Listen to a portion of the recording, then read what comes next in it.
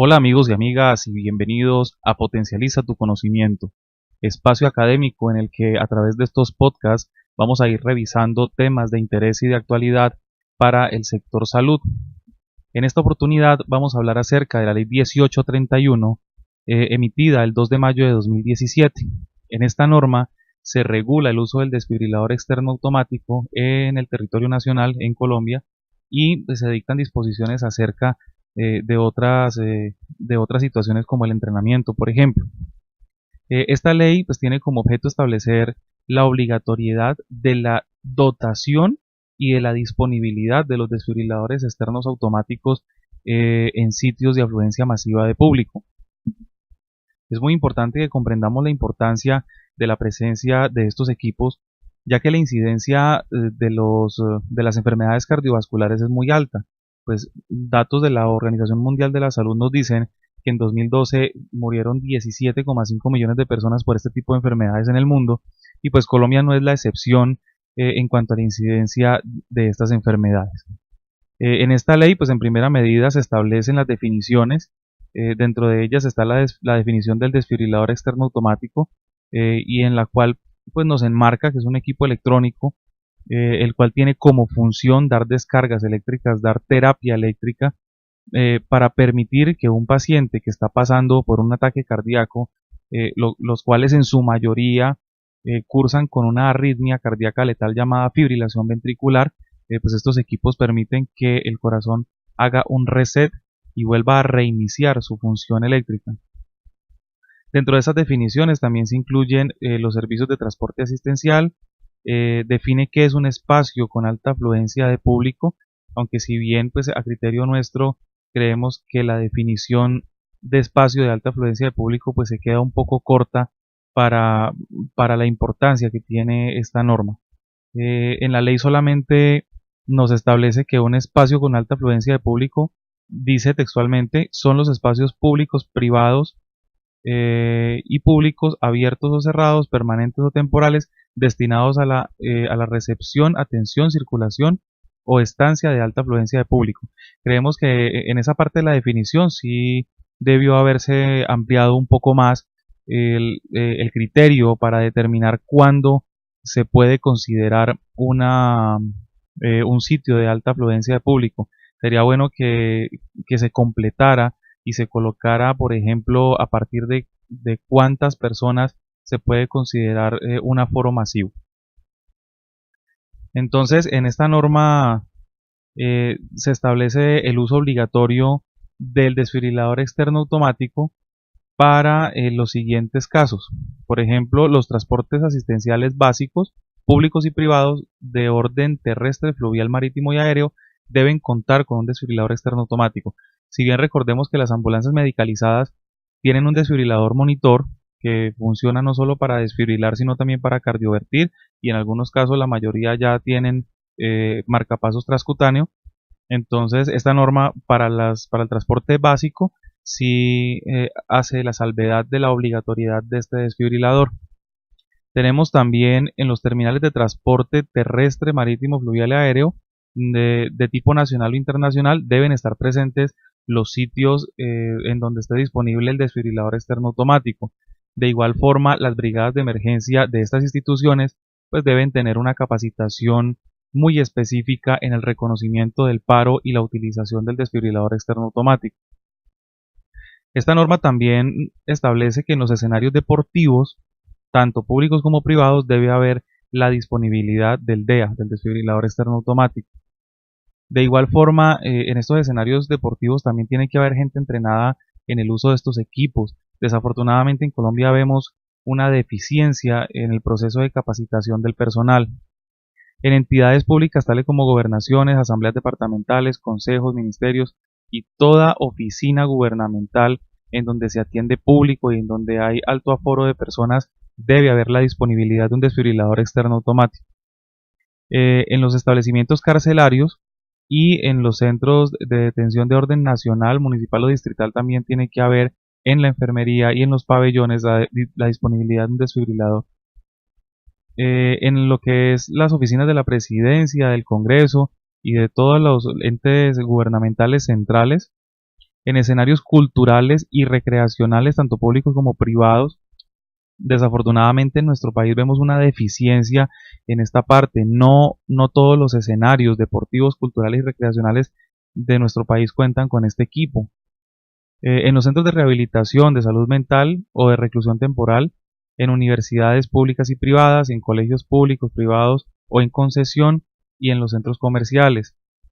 En los bienes inmuebles de uso mixto, tales como centros empresariales o las unidades residenciales, también debe haber la disponibilidad de este desfibrilador. De pronto nos estaremos preguntando o pensando que de pronto la norma se extiende mucho, pidiendo la disponibilidad de este equipo en muchos escenarios que de pronto antes no se nombraban. Pero por ejemplo en las unidades residenciales, si uno de nuestros vecinos tiene un paro cardíaco y hay personal capacitado que pueda dar terapia eléctrica dentro de los primeros 4 minutos tras el colapso, tras el paro cardíaco, pues le va a dar la oportunidad de vida a esa persona. Por eso es que dentro de esta norma se establece la disponibilidad inmediata del desfibrilador. Entonces se nos hace muy importante esa situación. Entonces, esta norma también, pues siguiendo con su revisión, hace referencia a los procesos de capacitación. Dentro de los procesos de entrenamiento, dice que el personal médico, paramédico y auxiliar pues debe capacitarse en técnicas específicas del uso del desfibrilador externo automático. Y pues esto es obviamente sentido común. Si es personal asistencial que atiende pacientes, que los traslada o que los tiene internos en pabellones de hospitalización o demás servicios, pues debe tener un entrenamiento para atender el código azul. Eso a nivel intrahospitalario. El reto aparece es en la parte extrahospitalaria, en donde se nombra la parte de capacitación a la comunidad, pues se le delega esa responsabilidad a los entes territoriales y pues sabemos que hay un déficit en la prestación de los servicios de salud, pues ahora qué será en la parte de capacitación. Entonces pues tendremos que esperar a ver los entes territoriales qué acción toman en esa dirección para saber a qué entidades le van a delegar o con qué entidades van a contratar esa actividad de capacitar al personal, de capacitar a la comunidad y de capacitar a las organizaciones sociales en las cuales haya alto aforo de personal. En cuanto a la implementación de esta norma, dice que de acuerdo a los lineamientos que para el efecto emita el Ministerio de Salud y de Protección Social, las entidades territoriales de salud deberán reglamentar y vigilar en el territorio de su jurisdicción todo lo relativo a la estandarización del tipo del DEA requerido para la atención de emergencias hospitalarias. O sea que el ente territorial es el que debe definirle a cada una de las instituciones, empresas y entidades qué tipo de desfibrilador es el que debe tener.